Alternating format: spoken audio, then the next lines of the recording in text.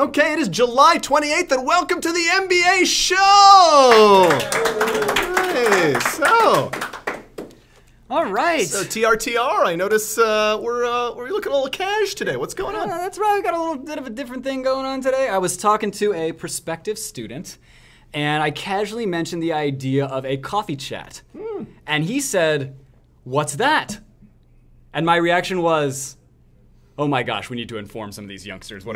This could be dangerous. MBAs, this is an important thing for you in your MBA curriculum, yes. if you don't know what this is. So I realized we got to do something about this. And for example, let's talk a little bit about what the coffee chat is.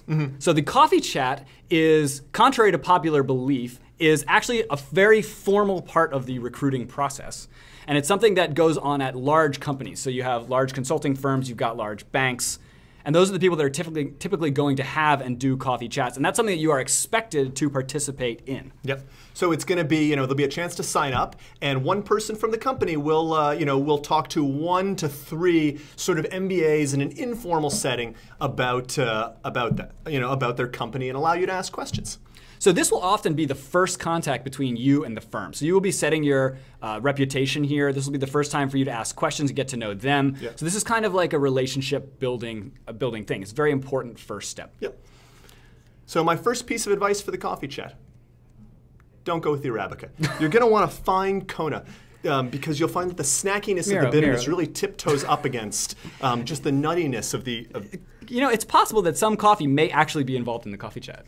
So you may not be that far off. This is why this advice is important. All right, so let's take a look at this coffee chat. Yeah, what would that look like?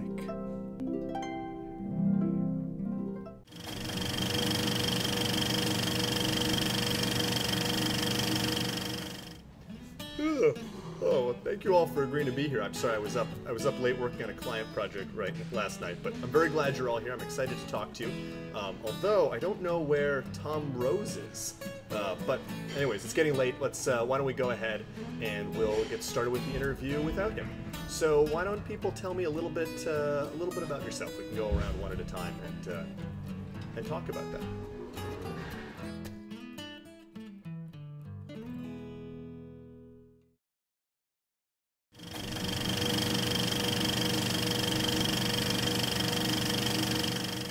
So one of the ways I usually like to start these things is let's all go around and tell us a little bit about ourselves. Tom, why don't you tell us a little bit about your background?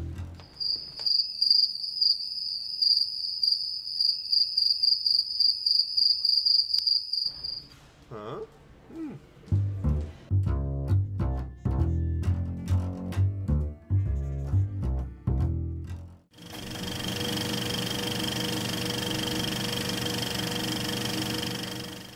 So, now we've got time for some questions. Tom, do you have any questions you'd like to ask me? I have a great question for you, sir. As a person who prides himself on client service data analysis and actionable results, which you may have noticed are the top 3 bullet points on your website, I've often wondered how a person of your stature handles global supply chain optimization in this increasingly global world. I am particularly fascinated by techniques for applying the Newton-Raphson method to facilities that have traditionally relied upon the rise of the BRIC countries and the shift of the world's reserve currency away from the US dollar and towards the Chinese renminbi, or the yuan as it is colloquially called. And what I'm really trying to say here is, tell me about work-life balance.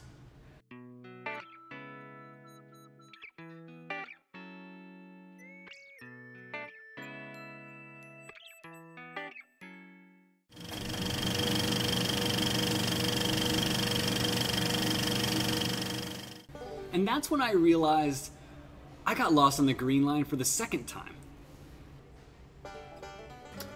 Well, it's been great talking to everyone today. I will never eat that many hot dogs again. I want to thank you all so much for your great questions. And that was really the only time my herpes has ever been a problem. You should really try a facial moisturizer. I have 8 Netflix accounts. And that is how I found myself down at the Fraggle Rock. I don't cry when I cut onions. It's never happened to me. Honestly, I think it might be a superpower. They say you cannot put a sail on a car, but they are wrong. Did you know that I have an outhouse named after me in Wisconsin? I can eat an infinite number of chicken nuggets. Which is why I will never play poker with a 4-fingered man again. It's not so much that tall people are slow, so much that dwarves are really fast. Somebody told me the other day why manhole covers are round, but I think it's BS.